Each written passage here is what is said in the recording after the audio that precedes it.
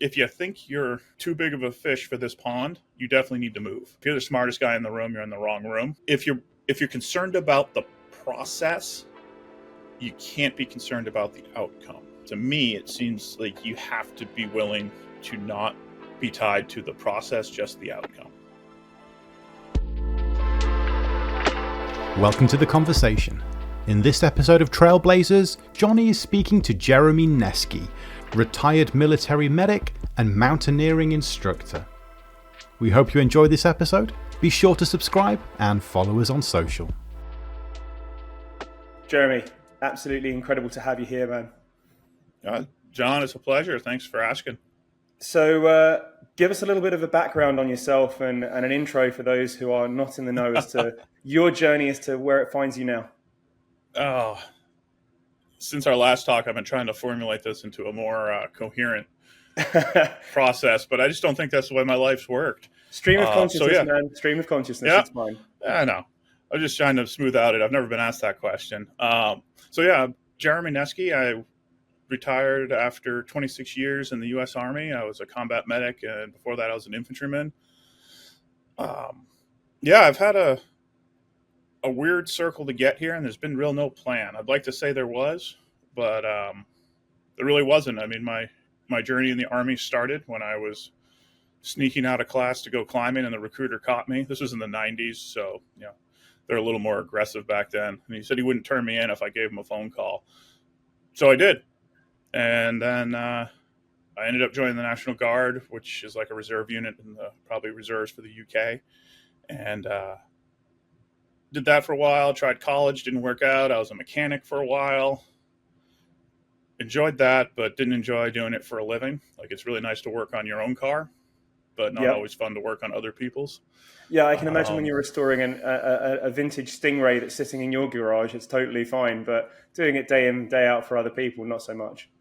Yeah, I actually had a pretty, I can actually, there's like, when you look back on your life, at least for me, when I look back, there's always like these certain like catalyzing turn points.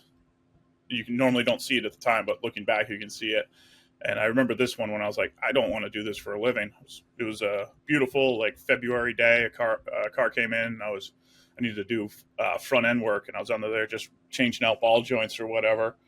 And a big glop of the road slush salt stuff like fell on me because it didn't get cleaned off the car enough before it came in. And I'm just standing underneath the car holding an acetylene torch because I was heating stuff up, being like, yeah, this is absolutely not where I want to go.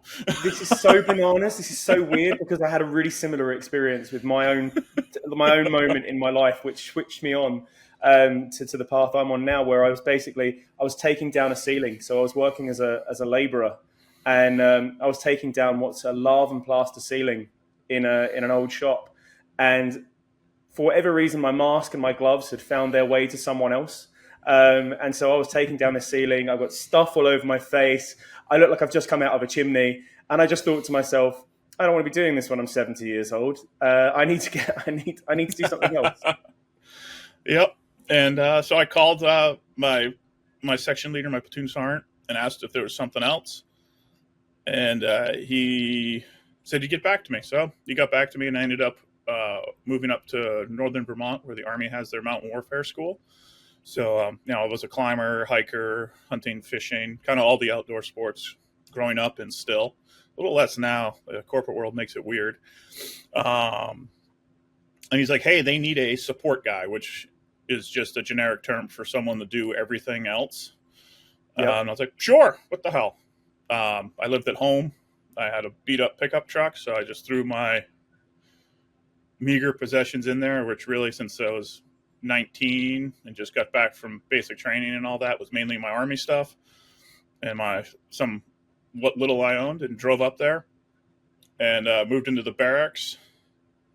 And then I spent the first year and a half there just doing support stuff, fixing Army trucks, cleaning trails, just doing all the work. Yeah. But it was a blast. I had met a bunch of people that loved climbing and some good early mentors. Started climbing. They realized I enjoyed it. And then I got brought on as a tryout. I got the tryout for being an instructor, which really in those days in the early Army, hazing was still okay. So I just got abused for like a year. to see if I was going to quit, and I didn't. And then I got assigned to the unit. I got asked to join, and then that just kind of drove everything. I drifted around. That was the beauty of being in the National Guard at the time. Yeah. Basically, they put me on active duty orders during courses, and then when there wasn't courses, they'll be like, "Yeah, you're unemployed." I'm like, okay. So I load my pickup truck up, and I lived in my truck for a couple of years, and moved down to the Gunks, which is in outside New York State, or it's outside New York City in New York State. It's a pretty popular Northeast climbing spot, kind of one of those meccas people go to for climbing. Yeah. And I lived in a parking lot there for a while. I guided rock climbing in Acadia National Park in Maine for 7 months. And that was actually, again, one of those turning points. So I was sleeping in my pickup truck behind the shop next to a dumpster. And it'd been raining for like 3 days. And I got a client list. This is one of those fun ones. I'm pretty sure I steered some kids the wrong way on this one. They're like, "Hey, we got some clients. It's a family. Do you want to go out there?" So I go out to this cliff. We set everything up. I got this family. It's a nice family. It's a mom, 2 kids. And I can't even remember where they were from, probably Jersey or something. And Acadia is one of the few places in the Northeast that has sea cliffs, so it's really scenic climbing. Yeah. Out way 400 meters offshore, there's like a little rock island that kind of goes up and down with the tide, gets exposed, it doesn't, but they have puffins. And the kids were asking about them and all this stuff. And normally when you're guiding, if you've ever done this type of stuff, you kind of get like a spiel in your head because the same questions get answered all the time. And for some reason, like the New Englander in me, I guess, took over. And I just told the kids that the puffins the reason they had the buoys telling the kayakers to stay away from the puffins is because they were carnivorous. And if you got too close, they'd like swarm like piranha. And they believed me. And I'm sitting there, I'm thinking, even I had a little bit of guilt near the end of that. I was like, uh-oh. I just have this image of a carnivorous puffin, like with some maniacal look in its eye, about to consume. Yeah, like they're swarming all over the kayakers. And they fully bought it. The mom did too. And what I didn't know is my one of my guide mentors, he's still a good friend, was kind of like coming down to check on me. He was actually bringing me a soda because it'd gotten super hot. And he'd heard the whole spiel after the clients left. He's like, this might not be the thing for you. And I was like, yeah, I was thinking the same thing. We'll get back to the episode in just 1 minute. But right now, I want to tell you about Spark. When we launched our own podcast, we realised firsthand just how expensive it is to get the right studio space, the right kit, and then edit your footage afterwards. That's why we created Spark, so that any content creator can get started on their content creation journey without the need to buy their own kit or hire an expensive studio space. The studio you can see right now is actually the same one that we use for our Trailblazers podcast. And right now you can get an exclusive 10% off your first 1 hour booking slot by using code SPARK10 when you submit your inquiry at sparkcreative.london. That's SPARK10 when you submit your inquiry at sparkcreative.london. And now, back to the episode. I just don't have the customer service life in me kind of thing. So I shifted gears. I went back to the mountain school. That was just before 9/11. I was at the school during 9/11, and then I found my calling in the military, especially at the Mountain Warfare School. Yeah. I got with the 9/11, the towers fell, the whole deal. We were in course. Remember standing there with all our students who were watching it.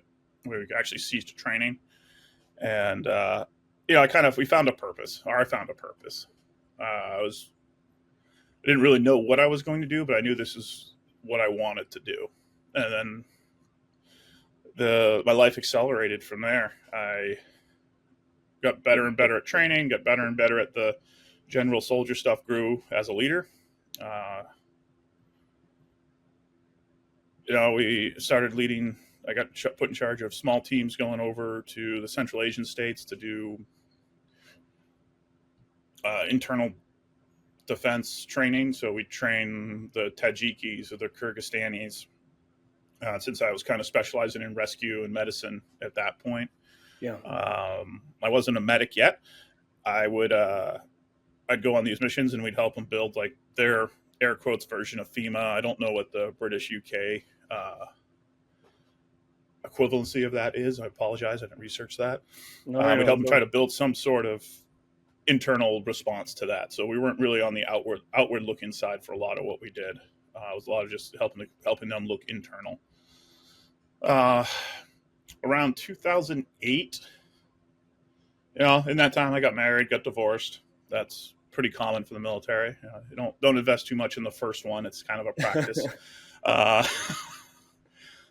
One of my mentors at the school that had been there for a long time. He was a truly fascinating dude. Tom Stone.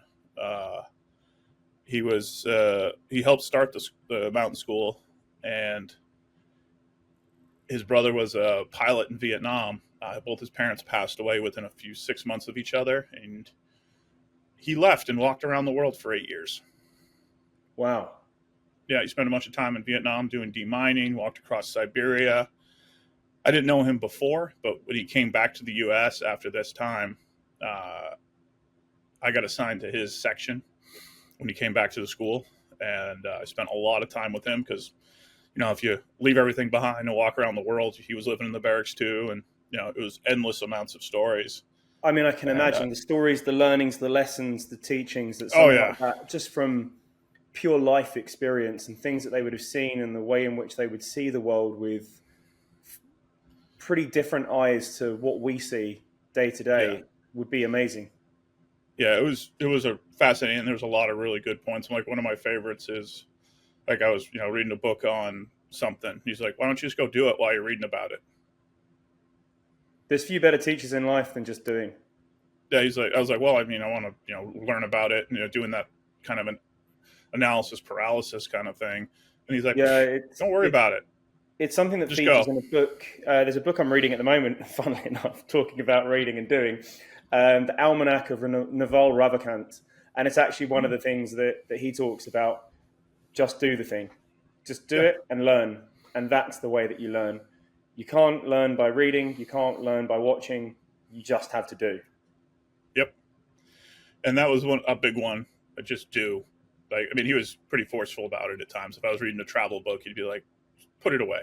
It's like, I don't want to see you reading that while we're together. Like, just go. Like, why are you reading about it? The ticket. He's like, yeah, where do you live? You live in the barracks or your pickup truck? I was like, what's holding you back? So I did. Question. Yeah, when you got some dude just like pointing a finger at you, being like, stop it. I mean, he used better or more colorful language than that. I don't think it's probably appropriate for prime time. It's fine. But once he ended up getting killed in Afghanistan in 2009. Once he got an opportunity to go, and it was the one section of the world he'd never been. He ended up, before he got killed, he'd been there almost a year and a half. We all knew it was going to happen. Like, that's just Tom. Like, he was going to go and just do the thing he did. But he ended up getting killed leading his ANA forces to repel an attack against their base. And he'd been a medic. I'd gone through my divorce, and I took that as, again, a turning point sign. Yeah. Of like, I really enjoy the medicine part. I should do something about this. I went to my leadership. They were more than happy because at our schoolhouse, we don't have a lot of medics. And it's particularly, we didn't have a lot of medics that also could teach and fill like the multi-role like I ended up doing. Because I was also, I functioned up to a squad leader, machine gun squad leader, anti-armor section leader. So I had a large infantry background. So I could still teach those things. And when we were doing all of our small team stuff, it was really useful to have someone that could do both. So they were like, sure. At that point, the Army wasn't very keen, if you will, on people reclassing. It just wasn't something they did. You didn't normally change your careers like midway through. And at that point, I was over 10 years in. So like I was well in the center of what would be considered my career. Yeah, of course. So they sent me back to basic training as what the hell was I? I was 29,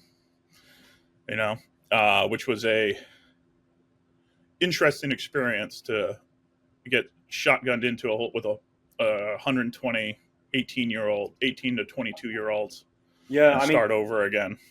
dude, the thing that stands out to me is these catalytic moments. You know, we can talk about signs or whatever, or those moments that stand out to you that change the course of your life and direction. But you have to be you have to be receptive to them.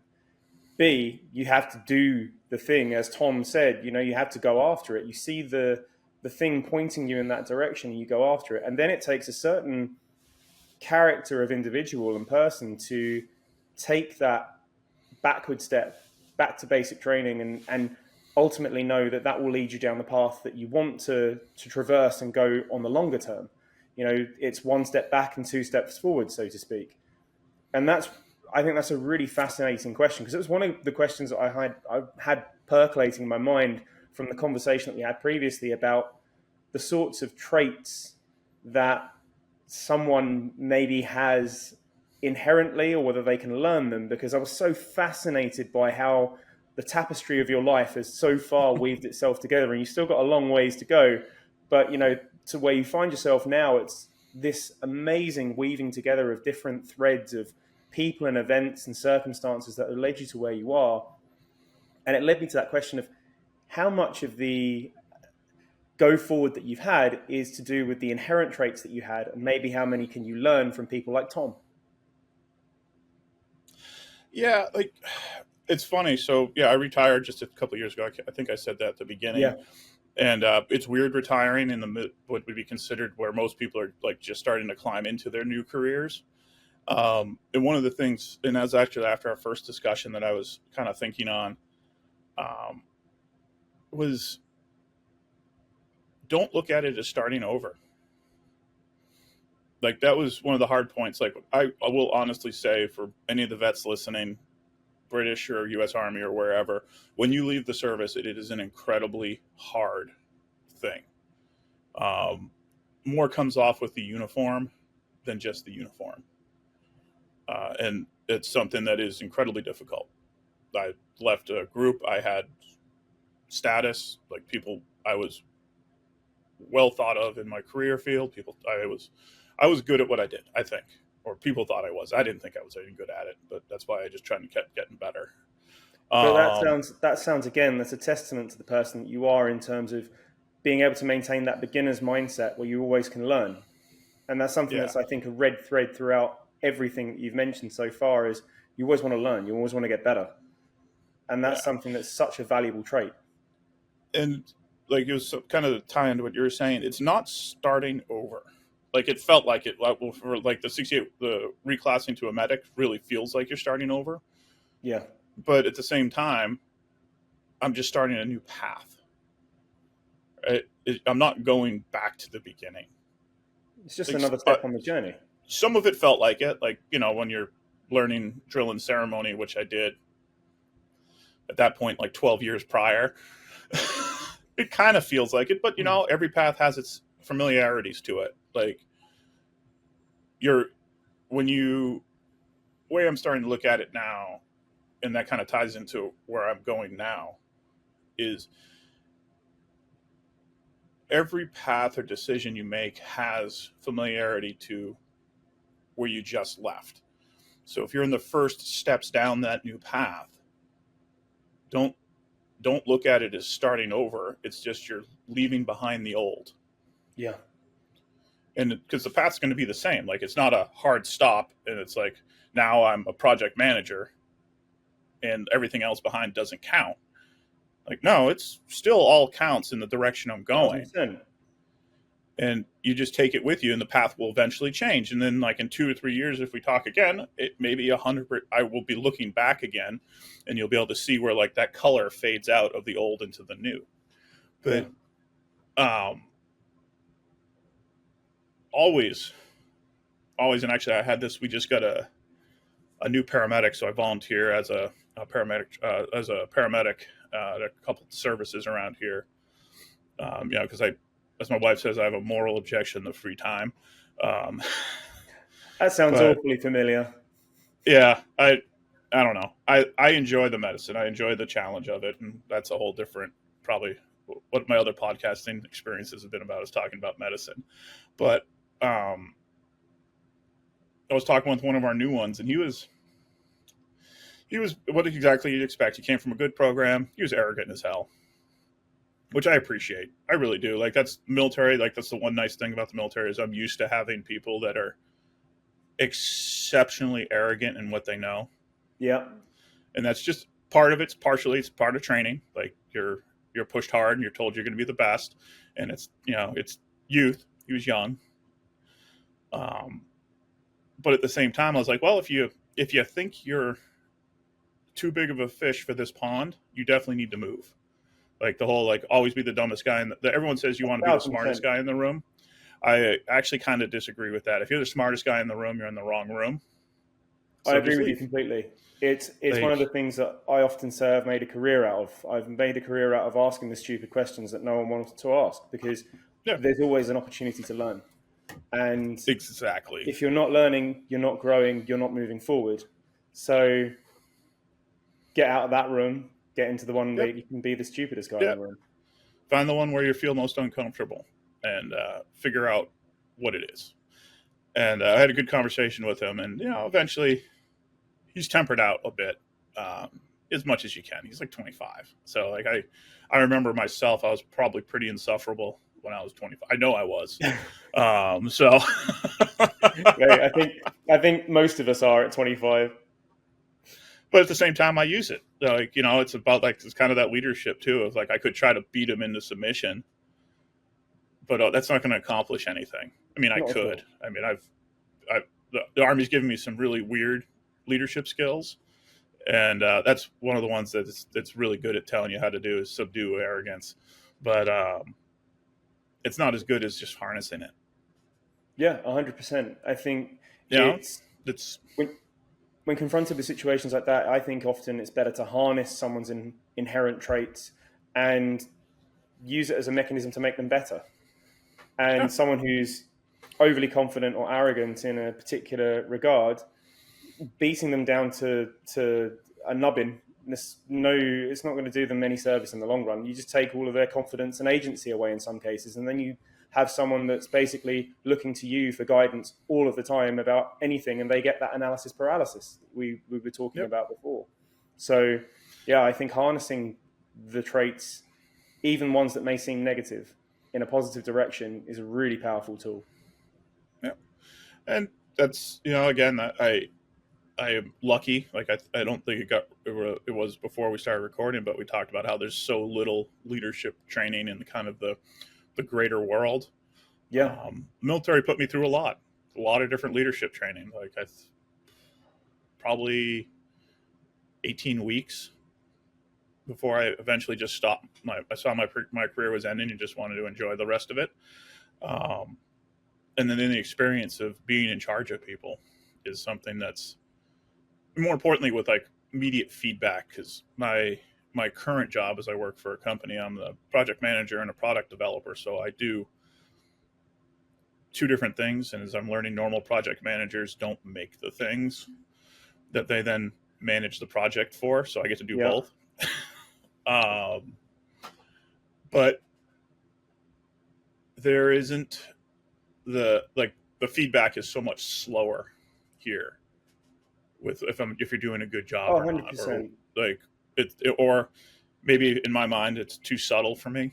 Like, I've always lived in a world where if you made a wrong choice, it was, well, I didn't bring my sleeping bag because I didn't want to carry it, and now it's raining and we're cold, so you suffer through the night. You're like, well, I should have known better, or I misplanned and we couldn't make one of our food resupplies, and now my squad is out of food for the next 48 hours. Yeah, that's my fault. Like, at least that was one of the things looking back that I really actually kind of liked about Army. I think it's leadership for most part is there was real feedback. That's something that I spoke to Colonel Bob Pierce about. I mean, the feedback in the Army is fast, direct, and consequential. If you make a poor choice, you will know about it very, very quickly. And that's one of the things that the organizations like the military provide, is a collective direction and purpose that I think often eliminates a lot of the kind of slower decision-making processes that infect corporate environments, and actually in some cases can be unnecessarily bureaucratic when actually someone could make a decision and just move something forward.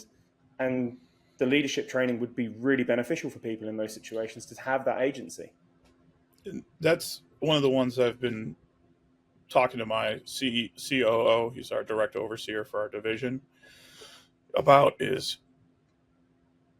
and it's nice, he got out of the military, so he kind of understands this stuff, is one of the things that we're always given, and I think it's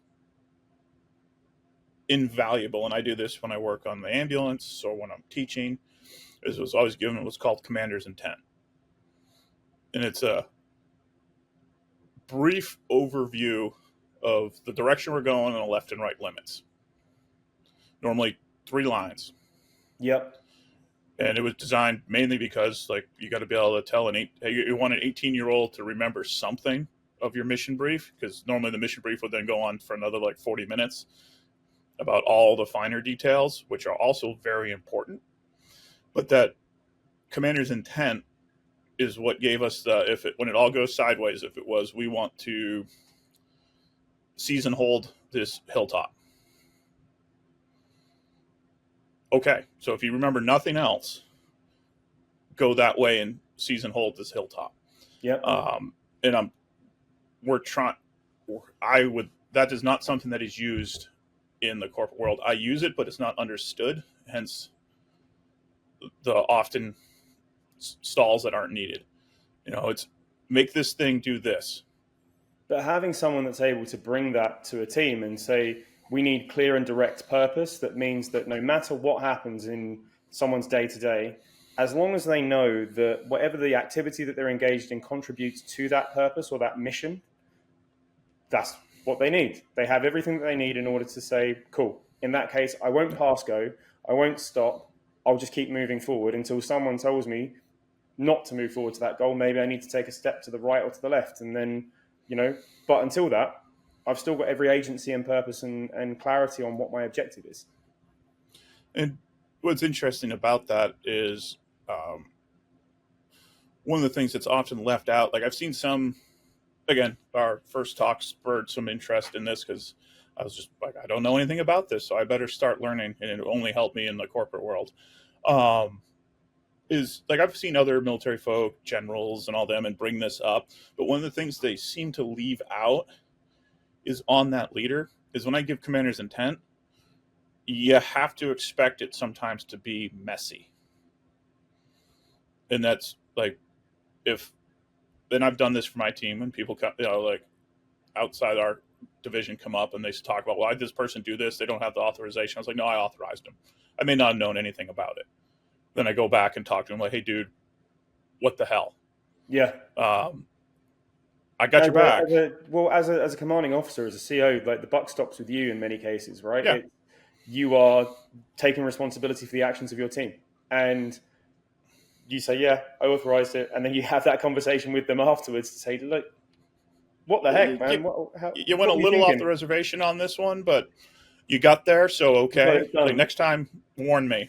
Yeah. And that's one of the ones that's often gets left out in that conversation because everyone talks about it. I've seen probably half a dozen YouTube videos of generals and all these people talking about like give that clear, concise, but they never actually talk about. It's the messy middle, right? So you've got that famous phrase: plans are useless, but planning is essential, right? So as soon as you have that clear objective stated, you have to accept that in the doing of the thing, there's going to be a whole list of challenges and things that will come up. And it will be a messy middle that you're trying to muddle through in order to get to the end. But as long as you have the clear and stated objective, you'll get there. But again, exactly what you said, except that it won't be a straight line. It's going to be a mess of spaghetti before you get there. And it may not be the path. Like it's what I've run into with my current position is it may not be the paths that were originally built. Yeah. Like, so, companies, corporations have these pathways. Their TPS reports need to be blue, and you're like, well, I mean, like I probably have I'll have three emails about some weird how poor I am at corporate communication. By the time we're done with this podcast, no one so if it's important, they'll send it a second time. But yeah, it's if you're concerned about the process, you can't be concerned about the outcome for these broad projects. Like if you're like working in a lab, doing actual scientific research, different process, different outcomes, the outcomes required of this is the process is required. But if we're trying to build a thing, get a large thing done, like in more in like that project management scope, to me, it seems like you have to be willing to not be tied to the process, just the outcome. Yeah. Outcome's what matters. Process is, as long as it's legal, is up to the individual, and that gives the people, and this is what I was always told too, it's like, tell your people what you need done, not how you want it done. Agreed. For the best results. If you want it done a specific way, just be like, hey, I need you to do it this way. But at the end of the day as well, if you do that, then all you're doing is creating an army of robots, or clones of yourself that do things, and that removes agency, creativity, and freedom from someone to be able to do it a different way. And maybe it's a better way than what you would have done, more efficient, means that you can do other things that serve the overarching mission that much better. I 100% agree. And that's like it's a messy start, and I'm learning this. It's really interesting, again, for my moving into the corporate world from the military side, seeing kind of like the evolution that goes on. And I've really just moved back to when I got my first fire team. Like when I was an E5, I was 21 or 20. Holy crap. That's a long time ago. And we were given commander's intent. This was during the Cold, we were training we were at the end of the Cold War. And I will always remember this. It's one of my another great mentor. He's actually a retired general now. He did way better than his career than I did. But he's like, Neskey, he's like, take your fire team, go over here. Here's your grid squares. So we had 6 grid squares in Germany. So Hohenfeld, Germany. I don't know if you know the area.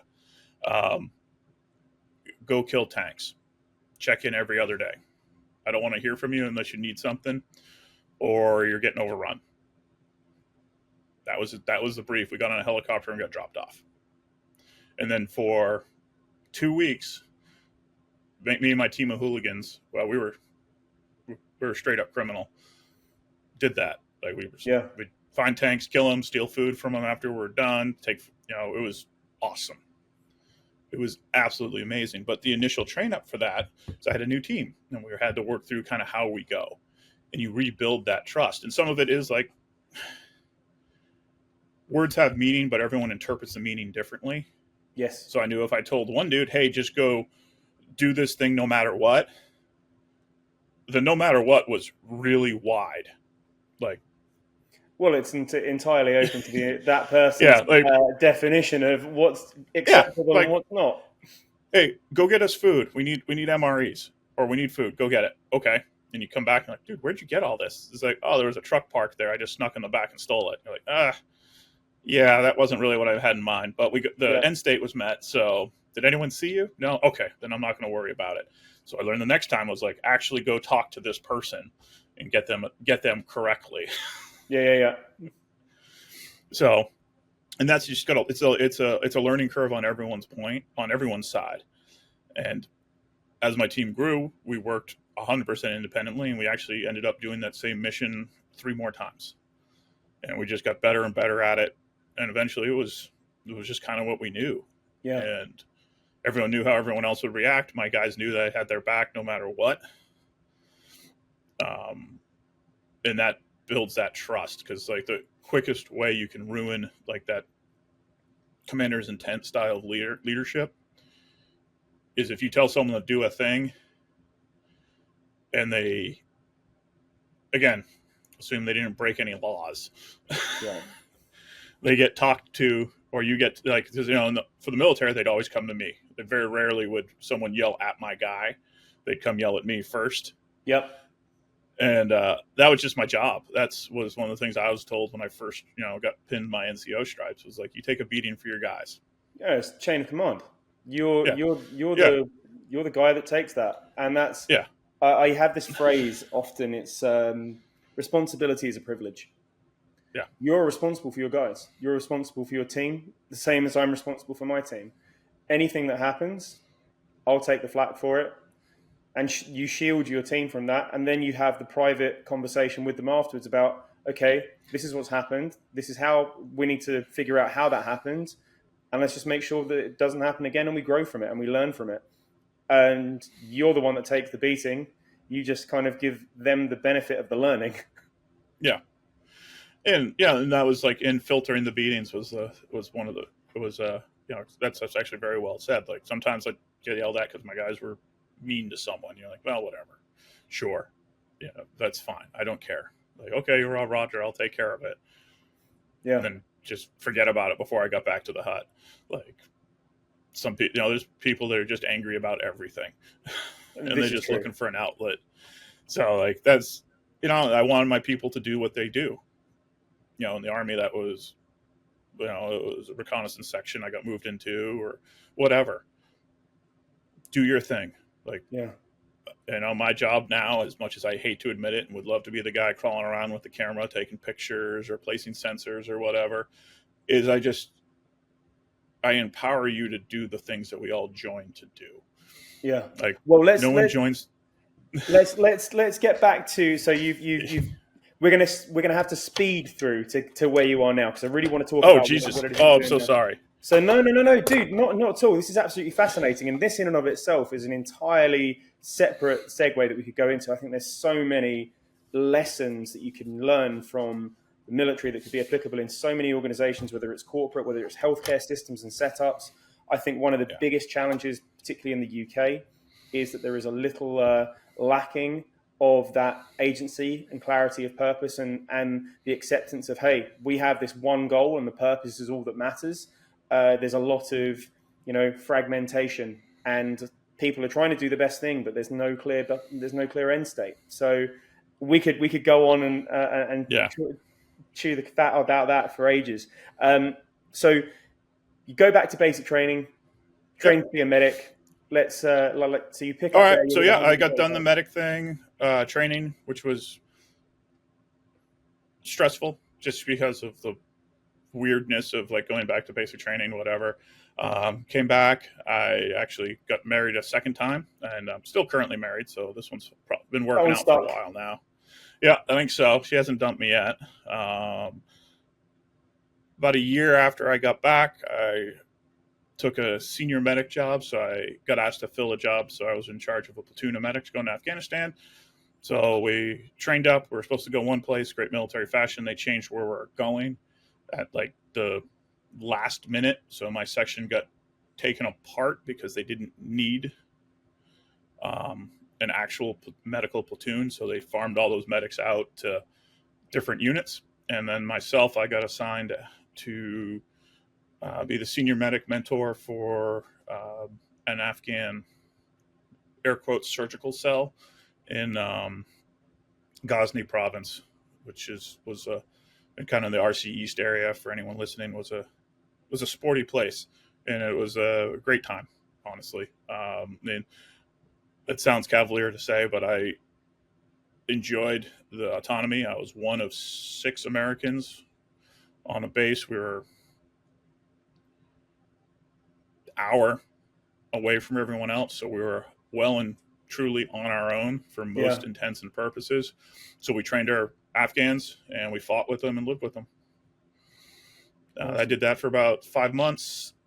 Then they needed me back someplace else. I was an E7, so I was a sergeant first class. So I'm kind of the entry level senior NCO. And there's not a lot of us at that time. I think there was only 20 of us in the entire country. So they needed me someplace else, and due to rank, they pulled me back, unfortunately. Then I spent the last of my time at Bagram Air Base running a counterinsurgency medical outreach, I think was the title. I'd have to look at my paperwork. But I ran a small medical section, and we went out and worked with Afghan host nation hospitals and tried to help them out, like however we could. One of the things that I learned there was how haphazard all the NGO help was at times. Yeah.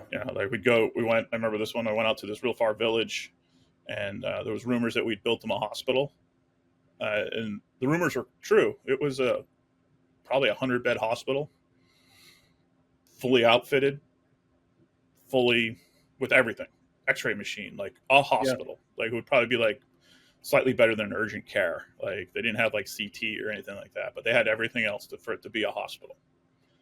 And then no one ever gave him the keys. There was a guard that was getting paid, and like he was just guarding the place, keeping people out, while their actual clinic down the street was out of 3 Connex boxes in a hut.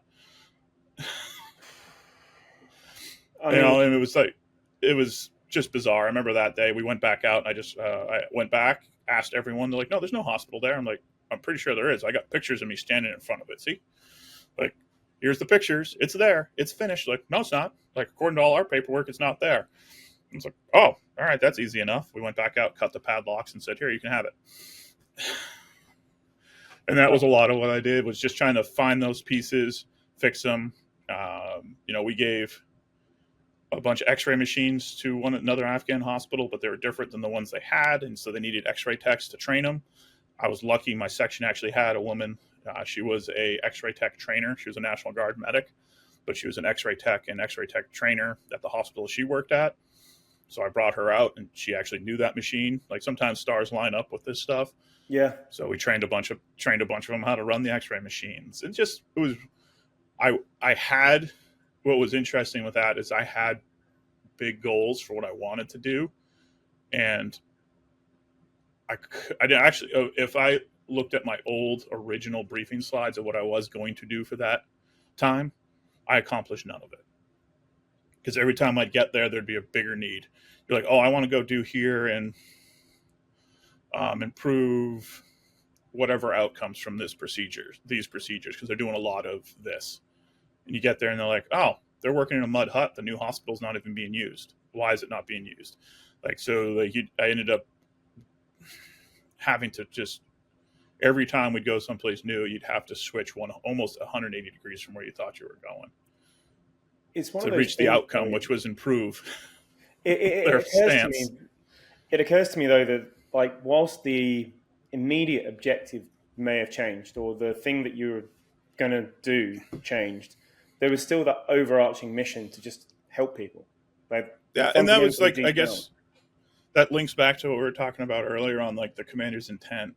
Exactly. Of keeping it broad, because overall my intent was I wanted to try to help the Afghan population have better medical outcomes. Yeah. I had what I thought was the right idea, and then that idea shifts. But if I'd been super hyper focused like I was on that first time, and I'd stuck to it, I would have accomplished nothing. I would have been just another group coming in and putting another well in, because, well, we got money for a well or whatever. So I did that. It was awesome. Did a lot of other stuff too while I was there. I wouldn't say I enjoyed my time 100%, but as distance from it grows, it's a little bit it gets rosier as you get farther away. Those rose-tinted glasses slowly start sliding down a little bit. Yeah. I came back. When I got back to the mountain school, I got assigned as basically their senior medic and in charge of operational medicine. I went to paramedic school, became a full paramedic.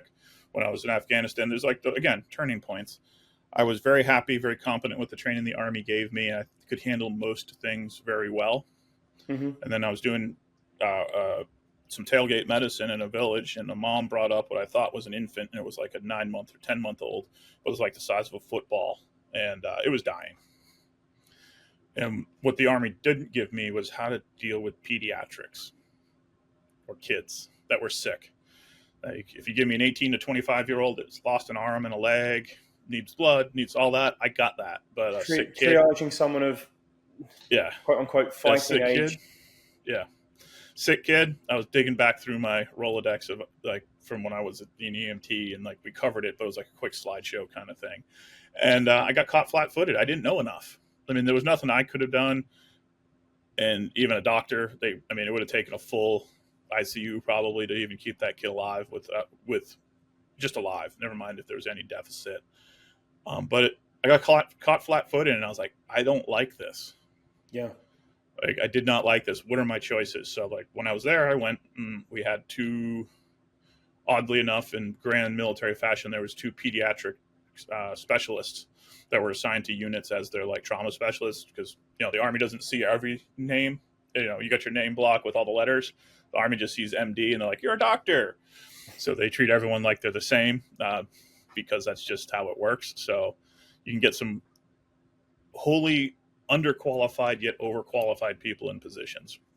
But I found out we had some pediatricians. I went and talked to them. I was like, let me learn. Like, they're like, yeah, we don't have any sick kids here, but, you know, we can talk. Then I came back and I was like, I need to at least do paramedic school and try to figure out where I want to go from there. Then I got some great opportunities along the way. I worked on Denali as a medic for the Park Service for a patrol for about 28 days, almost 30 days.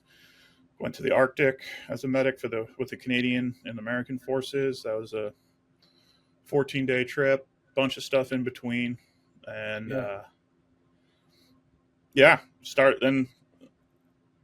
then suddenly I found myself near the end of a turning point in my career, I should say. I could have stayed longer. The school wanted me to.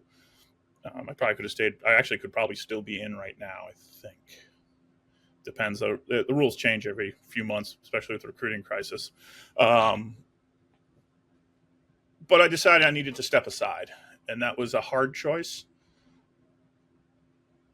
But some of it, honestly, was based in kind of, I want to say, arrogance.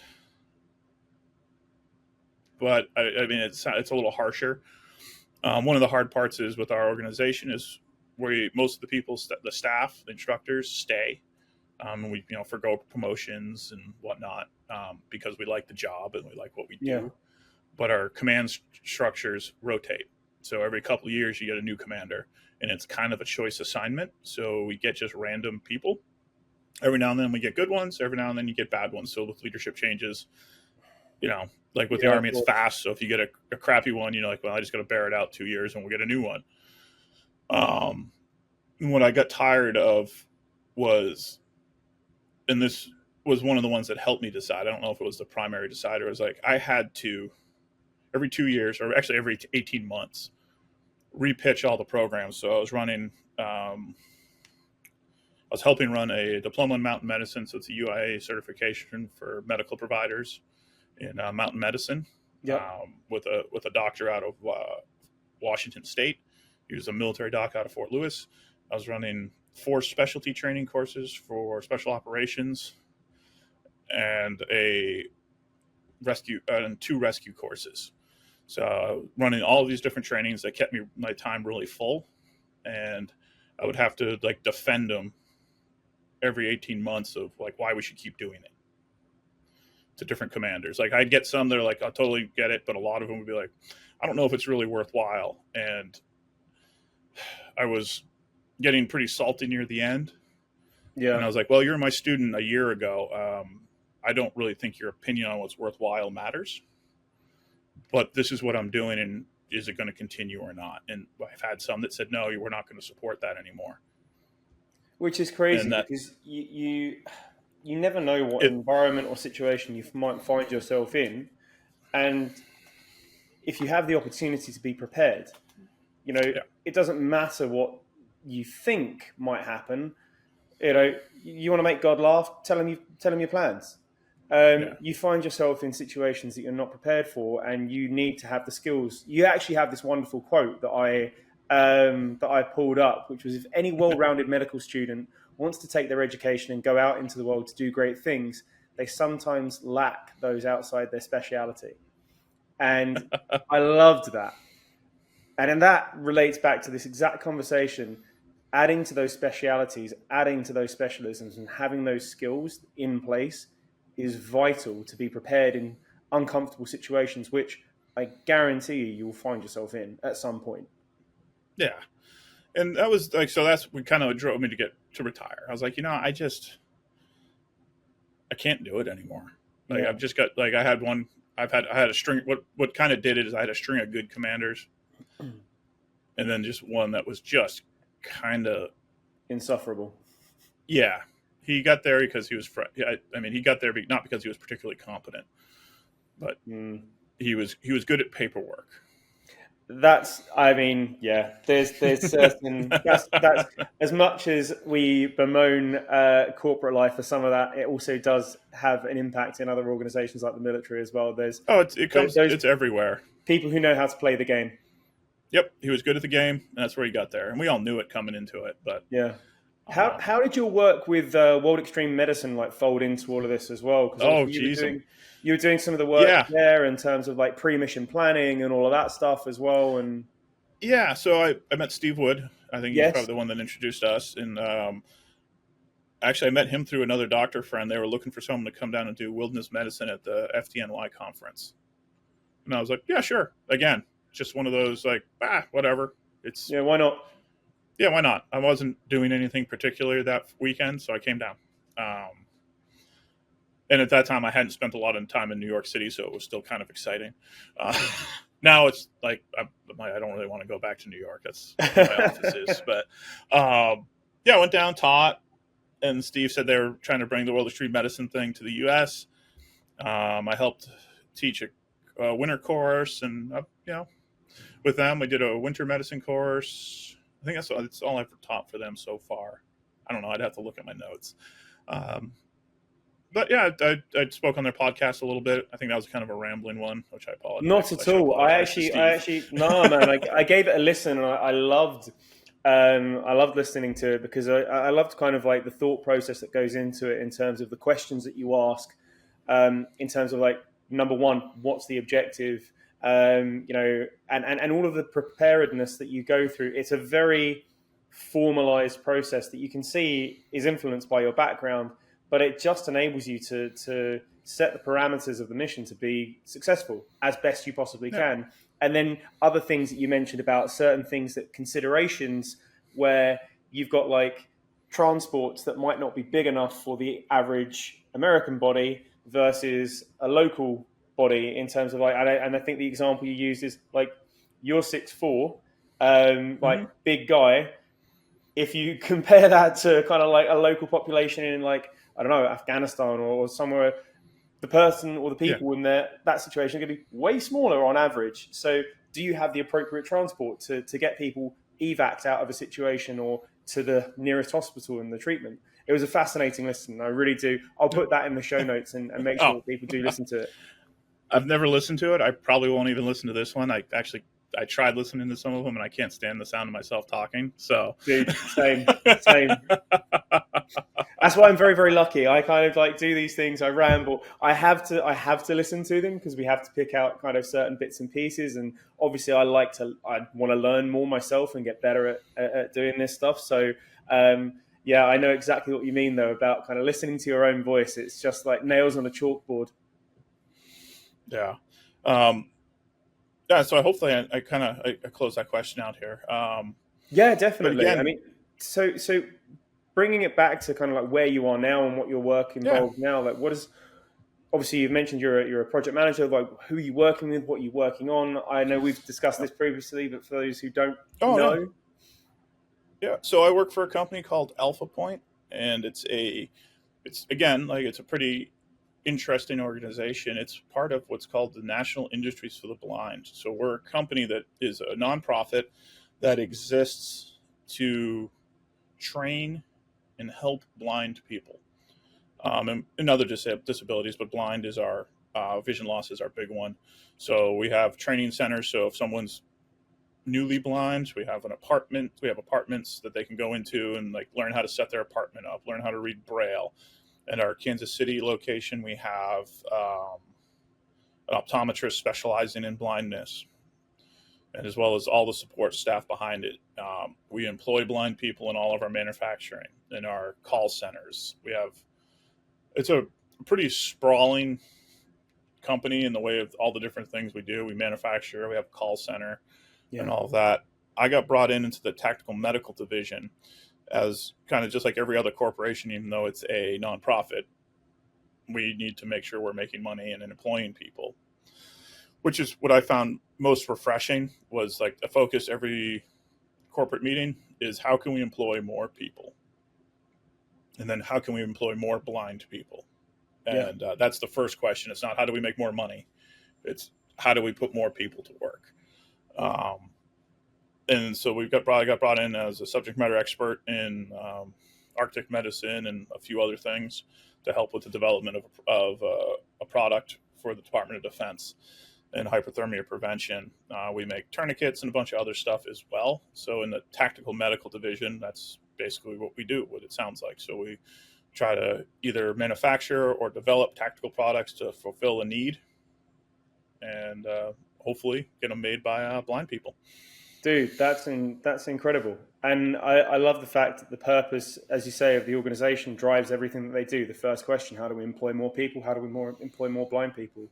I think it's one of those things, if you, what's that phrase? If you take away a man's ability to earn a living, you take away his life or something like that.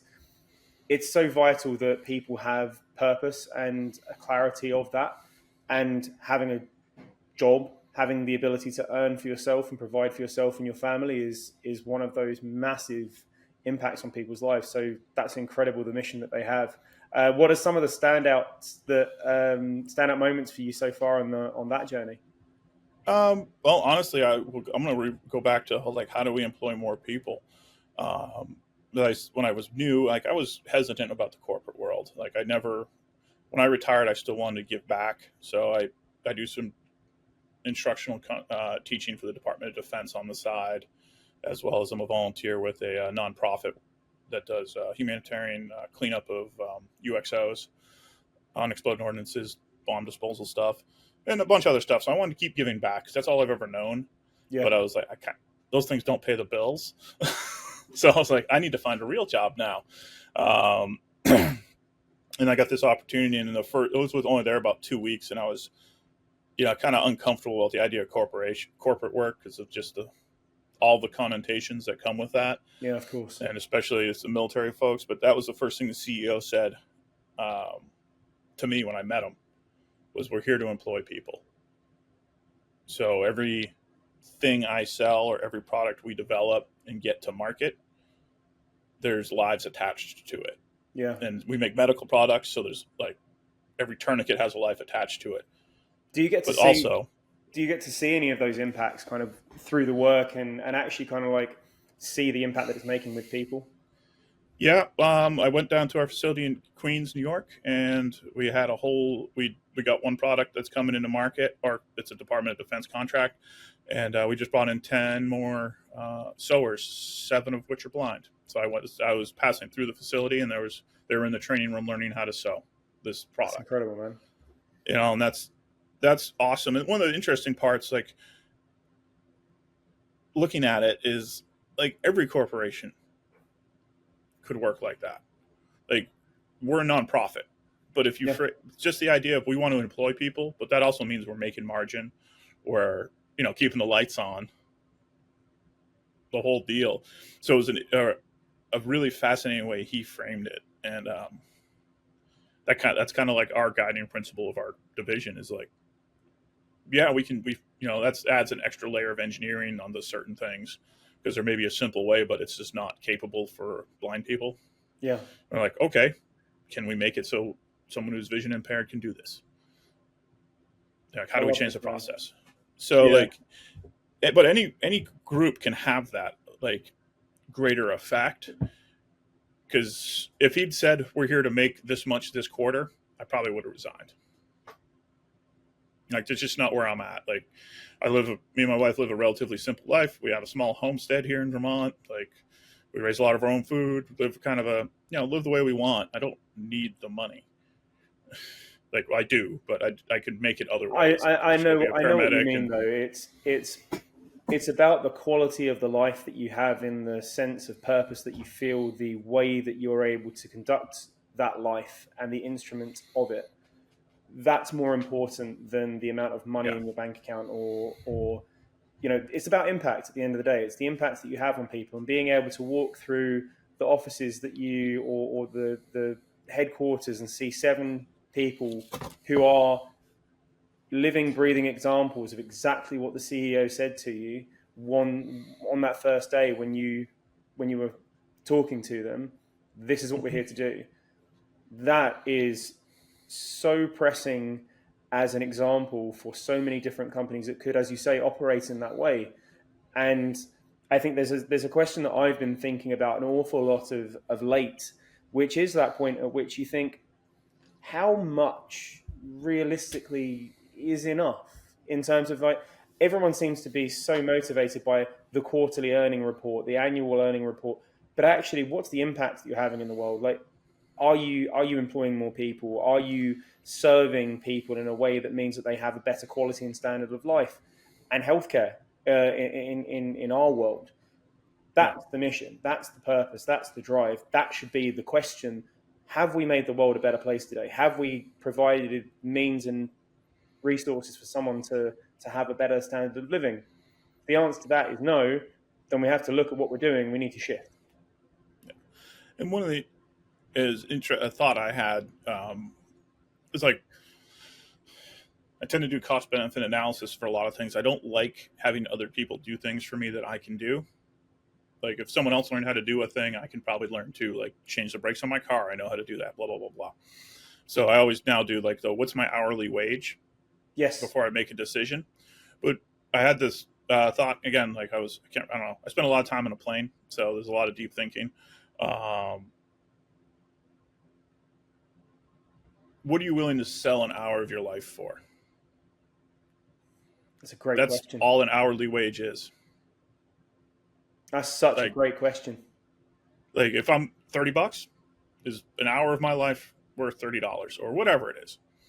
And then what are the modifiers on that? Like, I'm willing to volunteer 12 hours of my life to go work on an ambulance,